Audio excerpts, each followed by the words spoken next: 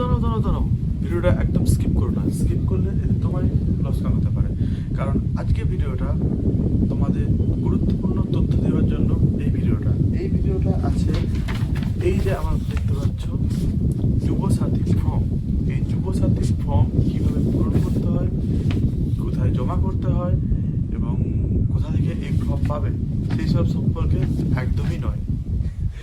কারণ এই ভিডিওটার মধ্যে দিয়ে আমি তোমাদেরকে এটাই বলতে চাই যে আমাকে এমন অনেকেই আছে যারা ফোন করে জিজ্ঞাসা করছে যে ভাই তোর কি এই যুবসাথী প্রকল্পের জন্য তুই ফর্ম পূরণ করে দিয়েছিস নাকি, কী কী করতে হচ্ছে, কী কী লাগছে, এইসব নিয়ে আমি এই ভিডিও তাদের উদ্দেশ্যই করছি যে দেখো, যখন আমি কোনো ভিডিও সরকারি কোনো ডকুমেন্টস, যেমন আগে এসআইআর ভিডিও দিয়েছিলাম, ভিডিও দেখেছে অনেকেই, কিন্তু কেউ একটা লাইকও করেনি, একটা কমেন্টও করেনি, আর একটু সাপোর্ট তো করেই।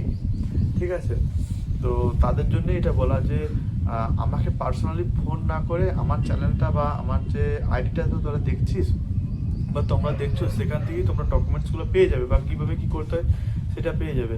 তো সেই জন্য আমাকে পার্সোনালি ফোন না করে আমার মনে হয় আমার আইডিটা ভালো করে চেক করে বা আমার ভিডিওটা একটু লাইক কমেন্ট করে আমাকে একটু সাপোর্ট করো তোমরা, যাতে আমি সেরকম ভিডিও আনতে পারি।